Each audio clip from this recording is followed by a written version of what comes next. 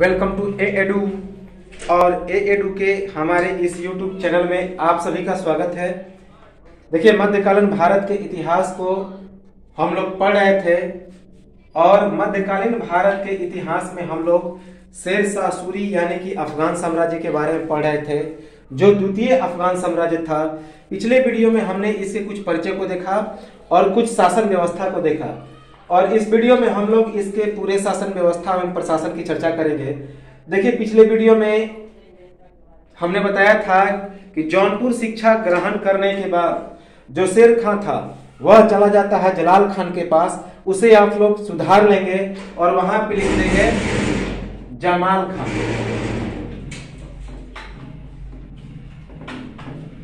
क्योंकि जो शेरशाह सूरी का पिता था वह इसी रईस के यहाँ सेवा में था, तो उसे जलाल खान के बदले कर लेंगे जमाल खान।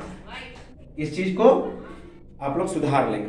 तो चलिए हम लोग आज शुरू करते हैं द्वितीय अफगान साम्राज्य या सूरी वंश के बारे में, कि 1540 से 1555 ईस्वी तक सूरवंश या फिर सूरी वंश का शासन रहा भारत में, जिसे द्वितीय अफगान साम्राज्य भी कहा जाता है।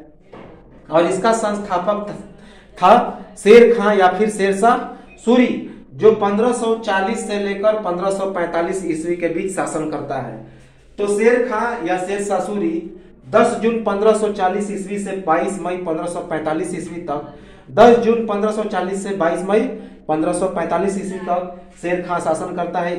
इसके बारे में हमने चर्चा कर लिया था और इस चीज को आप लोग सुधार लेंगे। जलाल खां जो था वह बुहार लोहानी का पुत्र था, तो और ये जमाल खां इसके सेवा में जाता है। कौन? तो अपने पिता के साथ शेर खां। तो याद रखेंगे, जौनपुर से शिक्षा ग्रहण करने के बाद जमाल खां के पास जाता है, न कि जलाल खां के पास। तो अब हम लोग इसके युद्ध की, इसके शासन व्यवस्था को, इसके सैनिक व्यवस्था को और प्रशासन को हम लोग आगे बढ़ाते हैं। तो चलिए, 1539 ईस्वी में हुमायूं का युद्ध होता है, चौसा का युद्ध, जो बक्सर के किनारे पड़ता है। ये हमने हुमायूं के वीडियो में इसे बताया था कि 1539 ईस्वी में शेर खां के साथ चौसा का युद्ध होता है। इसमें हुमायूं क्या हो जाता है? हार जाता है। तो हुमायूं की पराजय हो जाती है और शेर खां जीत जाता है। उसमें हुमायूं के वीडियो में हमने चौसा के युद्ध के बारे में डिटेल में बताया है, जो कर्मनाशा एवं गंगा नदी के तट पर यह युद्ध होता है। 1540 ईस्वी में कन्नौज, जिसे बिलग्राम भी कहा जाता है, तो कन्नौज या बिलग्राम का युद्ध होता है। यही निर्णायक युद्ध है। तो 1540 ईस्वी में 1540 ईस्वी में हुमायूं की शेर खां के साथ निर्णायक युद्ध होता है, जिसे कन्नौज या बिलग्राम का युद्ध कहते हैं। और यह जो युद्ध होता है शेरशाह और हुमायूं के बीच निर्णायक युद्ध है। सूरवंश द्वितीय अफगान साम्राज्य की स्थापना और हुमायूं पराजित हो जाता है। इस युद्ध के बाद द्वितीय अफगान साम्राज्य, जिसे हम लोग सूरवंश या सूरी वंश कहते हैं, उसकी स्थापना होती है और इसमें हुमायूं पराजित हो जाता है। तो 1540 ईस्वी में कन्नौज या बिलग्राम का युद्ध होता है हुमायूं और शेरशाह सूरी के साथ। इसमें शेरशाह सूरी जीतता है और यही निर्णायक युद्ध होता है शेरशाह सूरी और हुमायूं के बीच। और उसके बाद द्वितीय अफगान साम्राज्य या सूरी वंश की स्थापना हो जाती है। 1540 ईस्वी में सिंध और पंजाब पर जीत। याद रखेंगे कि 1540 ईस्वी में ही शासन राज्याभिषेक होने के बाद जो शेर खान था, उसका पहला जो अभियान होता है वह सिंध और पंजाब की जीत से शुरू होता है। और यही पहला अभियान होता है, पहला अभियान शासक बनने के बाद।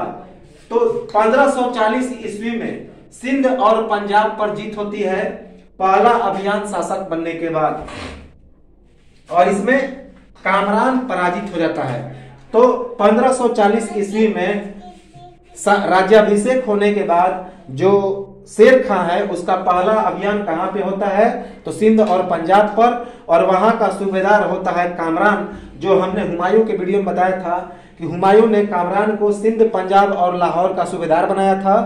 तो कामरान को पराजित कर सिंध और पंजाब पर क्या करता है, कब्जा करता है। और इस प्रकार 1540 ईस्वी में सिंध और पंजाब, यह शेर खान का पहला अभियान होता है और इसमें कामरान को पराजित करता है। उसी साल यानी कि 1540 ईस्वी में नवंबर 1540 ईस्वी को लाहौर पर कब्जा करता है, याद रखेंगे। तो नवंबर 1540 ईस्वी में शेर खान का कामरान से लाहौर पर भी कब्जा होता है। तो 1540 ईस्वी में सबसे पहले सिंध और पंजाब पर कब्जा करता है कामरान को पराजित करके, फिर नवंबर में जाता है लाहौर पे, वहां भी कब्जा करता है। तो कामरान को पराजित करने के बाद लाहौर, सिंध और पंजाब पर कब्जा करता है 1540 ईस्वी में। 1541 ईस्वी में पश्चिमोत्तर सीमा पर बहुरवीर साहसी गखर लुटेरो जिसका सरदार था सुल्तान आदम की विद्रोह। तो 1541 ईस्वी में पश्चिमोत्तर सीमा पर बहुरवीर और साहसी गखर लुटेरा जिसका सरदार था सुल्तान अहमद, उसके विद्रोह का दमन करता है। पर यह दमन पूरी तरह से नहीं होता है और इसके बाद रोहतासगढ़ के किले का निर्माण होता है। तो 1541 ईस्वी में पश्चिमोत्तर सीमा पर एक लुटेरों का गढ़ था जिसका नाम था गखर लुटेरे। ये बहुरवीर एवं साहसी थे और इसके सरदार का नाम था सुल्तान आदम। तो सुल्तान आदम की नेतृत्व में गखर लुटेरों का दमन करता है शेर खान। हालांकि पूरी तरह से दमन नहीं कर पाता है क्योंकि ये काफी साहसी और बहुरवीर थे। और इसके दमन के बाद रोहतासगढ़ किले का निर्माण होता है। तो याद रखेंगे कि 1541 ईस्वी में पश्चिमोत्तर सीमा पर बहुरवीर एवं साहसी गखर लुटेरो जिसका सरदार था सुल्तान आदम, तो इनके विद्रोह का दमन करता है पर पूरी तरह से दमन नहीं होता है। और इसके बाद रोहतासगढ़ किले का निर्माण होता है, किसके द्वारा, शेर खान के द्वारा। 1542 ईस्वी में मालवा पर अधिकार होता है, याद रखेंगे। मालवा की राजा मल्लू इकबाल, जिसे कादिर शाह भी कहा जाता है, वह पराजित होता है। तो 1542 ईस्वी में मालवा पर अधिकार करता है वहां के राजा मल्लू इकबाल उर्फ कादिर शाह को पराजित करके। तो याद रखेंगे शेर शाह 1542 ईस्वी में मालवा पर अधिकार करता है, किसे हराकर, तो मालवा का राजा मल्लू इकबाल उर्फ कादिर शाह को हराकर। 1542 ईस्वी में ही बंगाल के सूबेदार खिज्र खां का दमन करता है। काजी फजीलात बंगाल का सूबेदार यानी कि अमीने बंगाल नियुक्त होता है, याद रखेंगे। 1542 ईस्वी में बंगाल के सूबेदार खिज्र खां का दमन करता है शेर खां। और खिज्र खां का दमन करने के बाद बंगाल का सूबेदार किसे नियुक्त करता है, तो काजी फजीलात को। और बंगाल के सूबेदार को क्या कहा जाता था, तो अमीन ए बंगाल। तो 1542 ईस्वी में बंगाल के सूबेदार खिज्र खां को पराजित करके उसकी जगह बंगाल की सूबेदारी किसे सौंप देता है, शेर खां, तो काजी फजीलात को। और इस पद को क्या कहा जाता था, जो बंगाल के सूबेदार होते थे उसे कहा जाता था अमीन ए बंगाल, याद रखेंगे। यानी कि काजी फजीलात को अमीन ए बंगाल नियुक्त कर देता है, इंपॉर्टेंट है।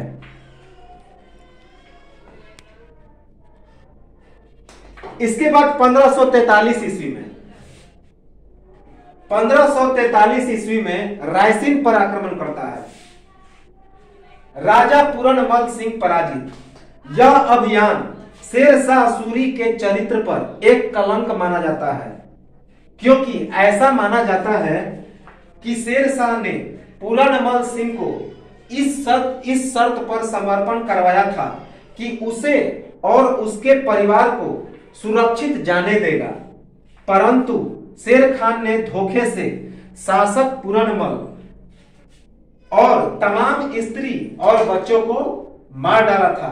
इससे हताहत होकर कई राजपूत स्त्रियों ने जौहर यानी कि आग में कूदकर आत्महत्या कर ली थी।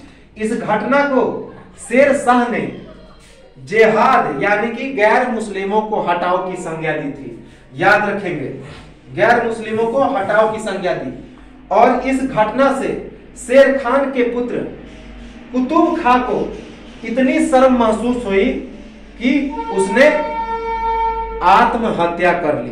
देखिए 1543 ईस्वी में शेर खान या शेर शाह सूरी रायसेन पर आक्रमण करता है और रायसेन का राजा उस समय था पूरनमल सिंह और पूरनमल सिंह को उस युद्ध में पराजित करता है। हालांकि यह जो युद्ध था रायसेन पर आक्रमण, यह शेर खां के लिए सबसे कठिन आक्रमण था और इस युद्ध में यह अभियान शेर शाह सूरी के चरित्र पर एक कलंक माना जाता है।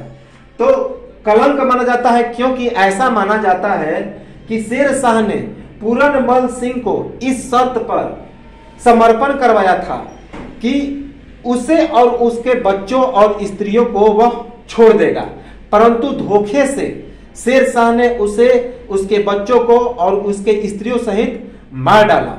इससे हताहत होकर कई राजपूत स्त्रियों ने जौहर कर लिया था, अर्थात आग में कूदकर आत्महत्या कर ली। साथ ही साथ उसका पुत्र कुतुब खां इतना शर्मिंदगी उसे महसूस हुआ कि उसने भी इस घटना से आहत होकर आत्महत्या कर ली। ये याद रखेंगे कि 1543 ईस्वी में रायसेन पर आक्रमण करता है। रायसेन का उस समय शासक था राजा पूरनमल सिंह। राजा पूरनमल सिंह से शेर खान इस वादे के साथ समर्पण करवाता है कि मैं आपको आपके बच्चों सहित आपके परिवार के सहित आपको छोड़ दूंगा यदि आप समर्पण कर देते हैं। राजा पूरनमल सिंह अपने बच्चों परिवार के सहित समर्पण कर देता है शेर खां के ऊपर, लेकिन धोखे से शेर खां उसके बच्चों को उसके परिवार सहित पूरनमल सिंह को मार देता है। और इस घटना से हताहत होकर कई राजपूत स्त्रियों ने जौहर कर लिया था, अर्थात आग में कूदकर आत्महत्या कर ली। और इस घटना से शर्मिंदा महसूस होकर उसका पुत्र था शेर खां का, जिसका नाम था कुतुब खां, उसने भी आत्महत्या कर ली। इंपॉर्टेंट है 1543 ईस्वी का। इसके बाद 1500 और इस आक्रमण में शेर खां ने जिहाद की संज्ञा दी थी, अर्थात गैर मुस्लिमों को हटाओ। याद रखना कि किस युद्ध में शेर खान ने जिहाद की संज्ञा दी, तो 1543 के रायसेन पर युद्ध में। याद रखेंगे 1544 ईस्वी में मारवाड़ का अभियान होता है, इसे सेमल का भी युद्ध कहते हैं। तो 1544 ईस्वी में मारवाड़ का अभियान होता है जिसे सेमल का युद्ध कहते हैं। मारवाड़ के शासक मालदेव पराजित होता है। तो मारवाड़ के शासक मालदेव पराजित होता है। शेर शाह के अभियानों में सबसे कठिन आक्रमण, तो यह जो अभियान था शेर शाह का सबसे कठिन आक्रमण था। इस युद्ध का कारण दो था। तो युद्ध का कारण, पहला जो कारण था मालदेव द्वारा हुमायूं को सहायता देने का प्रयास। चौसा के युद्ध में मालदेव ने हुमायूं को सहायता दिया था। कौन? मालदेव ने हुमायूं को चौसा के युद्ध में। दूसरा जो कारण था बीकानेर के राजा कल्याणमल तथा मंडता के शासक बीरमदेव के द्वारा मालदेव के विरुद्ध शेर शाह से सहायता। विजय हेतु कूटनीति का सहारा। इस युद्ध में जीतने के लिए जो शेर खान था वह पहली बार कूटनीति का सहारा लेता है। राजपूतों के शौर्य से प्रभावित होकर कहा, मैं मुट्ठी भर बाजरे के लिए लगभग हिंदुस्तान का साम्राज्य खो चुका था। याद रखेंगे। देखिए 1544 ईस्वी में मारवाड़ का अभियान होता है शेर खां का, इसे सेमल का युद्ध भी कहते हैं। इस युद्ध में मारवाड़ के शासक मालदेव पराजित हो जाता है और यह जो आक्रमण था शेर खान का सबसे कठिन आक्रमण था। और इस युद्ध के दो कारण थे। पहला जो कारण था कि मालदेव ने चौसा के युद्ध में हुमायूं की सहायता करने का प्रयास किया था। दूसरा जो कारण था बीकानेर का राजा कल्याणमल और मंडता का शासक बीरमदेव मालदेव के विरुद्ध शेरशाह से सहायता मांगता है। तो शेरशाह सहायता करने के लिए आता है और इस विजय के लिए शेर खान ने कूटनीति का सबसे पहला बार प्रयोग किया। याद रखेंगे, कूटनीति का सहारा लिया और राजपूतों के शौर्य से प्रभावित होकर शेरशाह ने क्या कहा, मैं मुट्ठी भर बाजरे के लिए लगभग हिंदुस्तान का साम्राज्य खो चुका था, अर्थात इस छोटे से मारवाड़ के लिए मैं पूरा भारत लगभग खोने वाला था, क्योंकि ये राजपूत शासक काफी भारी पड़ रहे थे। 1544 ईस्वी में चित्तौड़ पर आक्रमण करता है। चित्तौड़ का राजा उदय सिंह पराजित होता है। उदय सिंह ने चित्तौड़ के दुर्ग की चाबी भिजवाई। ये याद रखेंगे कि 1544 ईस्वी में ही शेरशाह सूरी चित्तौड़ पर आक्रमण करता है और वहां का राजा उदय सिंह को पराजित करता है। और इसके बाद उदय सिंह को पराजित करने के बाद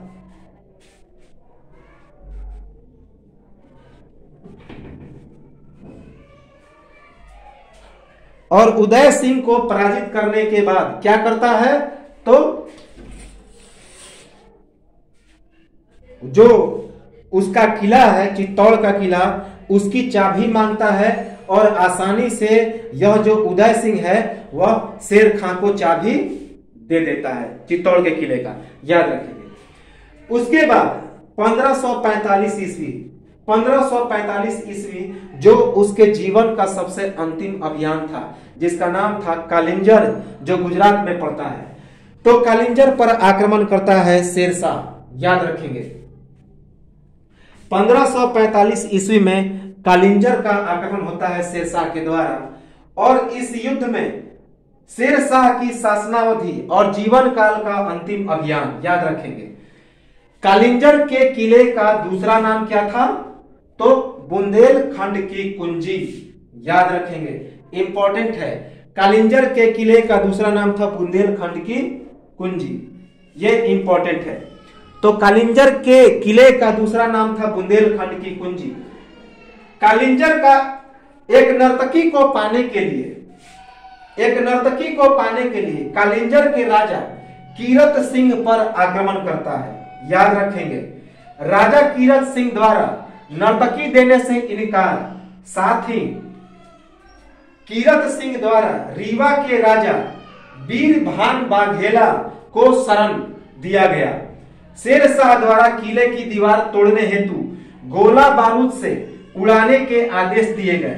उक्का नामक एक तोप के फटने से एक गोला किले की दीवार पर बारूद की ढेर में जा गिरा और भयंकर आग लगी तथा बादशाह पूरी तरह झुलस गया। कालिंजर पर जीत की खबर पाकर 22 मई 1545 ईस्वी को, याद रखेंगे कब, 22 मई 1545 ईस्वी को शेर खान की मृत्यु हो जाती है और इसका छोटा पुत्र जिसका नाम था जलाल खान इस्लाम शाह सूरी की उपाधि के साथ अगला शासक नियुक्त होता है। तो समझिए, 1545 ईस्वी में शेर खान का उसके शासन अवधि और उसके जीवन काल का अंतिम अभियान होता है कालिंजर, यानी जो गुजरात में पड़ता है कालिंजर का अभियान। यह जो कालिंजर था उसके किले का दूसरा नाम था बुंदेलखंड की कुंजी। याद रखेंगे कि कालिंजर के किले का दूसरा नाम था बुंदेलखंड की कुंजी।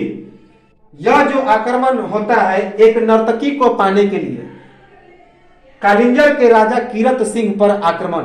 राजा कीरत सिंह के पास एक सुंदर नर्तकी थी और उस नर्तकी पर यह जो शेर खान था वह मोहित हो गया था, तो उसे पाने के लिए यह आक्रमण करता है। साथ ही साथ राजा कीरत सिंह द्वारा नर्तकी देने से इनकार, राजा कीरत सिंह ने उस नर्तकी को देने से इनकार कर दिया। साथ ही कीरत सिंह द्वारा रीवा के राजा वीरबान बाघेला को शरण दिया गया और साथ ही साथ रीवा के राजा कीरत सिंह ने और साथ ही साथ चित्तौड़ के राजा कालिंजर के राजा कीरत सिंह ने रीवा के राजा वीरभान बाघेला को अपने यहां शरण भी दे रखा था। तो 1545 ईस्वी का जो युद्ध था, जो कालिंजर का आक्रमण, वो सबसे अंतिम आक्रमण था उसके जीवन काल की, शेर खां के जीवन काल और शासनावधि की।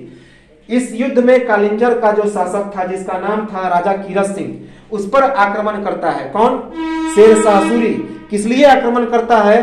तो राजा कीरत सिंह के पास एक नर्तकी होती है, उसे पाने के लिए। उस नर्तकी पर यह मोहित हो गया था शेर खां। तो यह जो आक्रमण होता है, लेकिन जब वह आक्रमण करता है तो राजा कीरत सिंह नर्तकी देने से इनकार कर देता है। साथ ही साथ यह जो राजा कीरत सिंह था वह रीवा के राजा कौन था? बीरभान बाघेला। रीवा के राजा बीरभान बाघेला को अपने यहां शरण दे रखा था। तो इस कारण भी यह आक्रमण करता है शेर खां। शेर खां द्वारा किले की दीवार तोड़ने के लिए गोला बारूद से उड़ाने के आदेश दिए गए। तो यह जो कालिंजर का किला था जिसका दूसरा नाम था बुंदेलखंड की कुंजी, उसे उड़ाने के लिए शेर खां ने इसके दीवार को तोड़ने के लिए गोला बारूद से उड़ाने का आदेश दिया। उक्का नाम का, याद रखेंगे, उक्का नाम का एक तोप के फटने से गोला किले की दीवार पर बारूद से जा टकराया। तो उक्का नाम के एक तोप से एक गोला निकला और वह दीवार में जो बारूद था उससे टकरा गया, जिससे भयंकर आग लग गई और इस आग में बुरी तरह से झुलस गया शेरशाह। इस आग से शेरशाह बुरी तरह से झुलस गया। कालिंजर पर जीत की खबर पाने के बाद जब उसे पता लगता है, जब वह अपना इलाज ही कराता रहता है तो उसे पता लगता है कि कालिंजर पर जीत हो गई। तो कालिंजर पर जीत की खबर पाने के बाद 22 मई 1545 ईस्वी, डेट याद रखेंगे कि 22 मई 1545 ईस्वी को इसकी मृत्यु हो जाती है। इंपॉर्टेंट है। और इसका छोटा पुत्र जलाल खां क्या होता है? अगला उत्तराधिकारी बनता है। किसका? सूर साम्राज्य या फिर सूरी वंश का, याद रखेंगे। शेरशाह सूरी के प्रशासन का क्षेत्र बंगाल से लेकर सिंध एवं इसके संपूर्ण उत्तर भारत तक था, जबकि सिंधु के पार असम, कश्मीर, गुजरात के क्षेत्र में साम्राज्य नहीं था। याद रखेंगे कि शेरशाह सूरी के जो प्रशासन का क्षेत्र था बंगाल से लेकर सिंध एवं उसके संपूर्ण उत्तर भारत तक था, जबकि सिंधु के पार असम, कश्मीर, गुजरात के क्षेत्र में इसका साम्राज्य नहीं था। तो कहां कहां था शेरशाह सूरी का साम्राज्य? बंगाल से लेकर सिंध एवं इसके संपूर्ण उत्तर भारत तक, जबकि सिंध के पार असम, कश्मीर और गुजरात के क्षेत्र में इसका साम्राज्य नहीं था। दिल्ली सल्तनत का प्रशासन ही शेर खान का प्रशासन था। याद रखेंगे कि जो प्रशासन दिल्ली सल्तनत का था बस उसे शेर खान आगे बढ़ा रहा था। याद रखेंगे कि दिल्ली सल्तनत का प्रशासन ही शेर खान का प्रशासन था। प्रशासन अलाउद्दीन खिलजी के मॉडल से प्रभावित था तथा इस मॉडल से अकबर भी प्रभावित था। दाग एवं हुलिया प्रथा को अपनाया कि इसका जो प्रशासनिक व्यवस्था था, प्रशासनिक मॉडल था शेर खां का, वह किससे प्रभावित था? तो वह अलाउद्दीन खिलजी के मॉडल से प्रभावित था और यह इस मॉडल से अकबर भी बाद में प्रभावित हुआ और इस कारण दाग एवं हुलिया प्रथा को भी अपनाया। कौन? शेर खान ने, जिसकी शुरुआत किसने की थी? अलाउद्दीन खिलजी ने। तो अलाउद्दीन खिलजी की जो प्रशासनिक व्यवस्था थी, प्रशासनिक मॉडल थी, उसी से प्रभावित था शेर खान का प्रशासनिक मॉडल।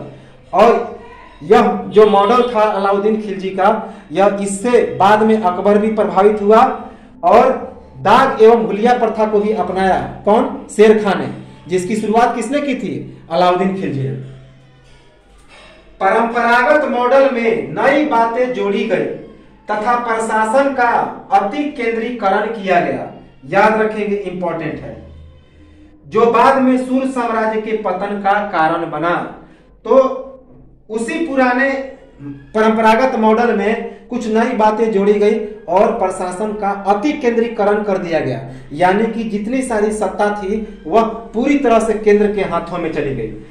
और यही जो था अति केंद्रीकरण सूर साम्राज्य के पतन का कारण बना। याद रखेंगे। तो परंपरागत मॉडल में नई बातें जोड़ी गई तथा प्रशासन का अति केंद्रीकरण किया गया, जो बाद में सूर्य साम्राज्य के पतन का कारण बना। मंत्रियों को व्यक्तिगत सचिव के रूप में परिवर्तित किया गया। तो मंत्रियों को व्यक्तिगत सचिव के रूप में परिवर्तित किया गया व्यक्तिगत कार्यों के लिए। तो मंत्रियों को व्यक्तिगत सचिव के रूप में परिवर्तित किया गया। केंद्रीय प्रशासन सुल्तान के हाथों में तो था, जो समस्त शक्तियों से युक्त एवं निरंकुश थे। तो जो केंद्रीय प्रशासन था वह सुल्तान के हाथों में ही था, और उस समस्त शक्ति और वही समस्त शक्ति से युक्त एवं उसका जो शासन था कैसा था, निरंकुश था। तो केंद्रीय प्रशासन सुल्तान के हाथों में ही था, जो समस्त शक्तियों से युक्त एवं निरंकुश थे। तो सुल्तान के पास ही समस्त शक्ति थी और उसका शासन कैसा था, तो निरंकुशवादी शासन था। प्रशासनिक मदद के लिए 4 विभाग, दीवाने बिजारत जो वित्त विभाग था, दीवाने अर्ज जो सैन्य विभाग था, दीवाने इंसा जो शाही सचिवालय था, और दीवाने रसालत जो अन्य विभाग था। तो शेर शाह सूरी के प्रशासन को चलाने के लिए जिस तरह दिल्ली सल्तनत में 4 व्यवस्थाएं की गई थी, 4 विभाग बनाए गए थे, वही विभाग को यह भी अपनाया। तो कौन कौन से विभाग प्रशासनिक मदद के लिए बनाए गए थे शेर खां में? तो पहला दीवाने बिजारत जो वित्त से संबंधित विभाग था, वित्त विभाग था। उसके बाद दीवाने अर्ज जिसकी शुरुआत बलबन ने की थी, यह सैन्य विभाग था, सैनिक मामले को देखता था। दीवाने इंसा यह शाही सचिवालय था, सचिव स्तर का कार्यभार देखता था। और दीवाने रसालत जो बाकी जो बचे विभाग था, इसका जिम्मेवारी किसके पास था? अन्य विभाग, दीवाने रसालत। तो कौन कौन से? दीवाने बिजारत वित्त विभाग, दीवाने अर्ज सैन्य विभाग, दीवाने इंसा शाही सचिवालय, और दीवाने रसालत अन्य विभाग। शेर शाह के पास प्रांतीय प्रशासन नहीं था, डॉक्टर कानूनगो, जबकि शेर शाह के पास प्रांतों का अस्तित्व था, डॉक्टर परमात्मा शरण। तो डॉक्टर कानूनगो ने क्या कहा कि शेर शाह के पास प्रांतीय प्रशासन नहीं था, अर्थात इसके पास प्रांत नहीं थे, और जबकि शेर शाह के पास प्रांतों का अस्तित्व था। यह बात किसने बताया? डॉक्टर परमात्मा शरण ने। तो डॉक्टर परमात्मा शरण ने बताया कि शेर शाह के पास प्रांतों का अस्तित्व तो था, लेकिन डॉक्टर कानूनगो ने बताया कि इस शेर शाह के पास प्रांतीय प्रशासन नहीं था। तो प्रांतों के बारे में विवाद है शेर शाह के साम्राज्य में। तो यह तो था आज का वीडियो। अगले वीडियो में हम लोग शेर शाह सूरी को आगे और बढ़ाएंगे, और साथ ही साथ इसके जो भू राजस्व और इसके बाद सार्वजनिक कार्यों को देखेंगे, तो और प्रशासनिक मॉडल को देखेंगे, इसके मृत्यु एवं अन्य इतिहासकारों का क्या कथन है, और इसके बाद अन्य जितने सारे शासक हैं सूरी साम्राज्य के उसको देखेंगे। तो एक स्क्रीनशॉट ले लें और लाइक, सब्सक्राइब, कमेंट और शेयर करते रहें। तो मिलते हैं हम लोग अगली वीडियो में। नमस्कार।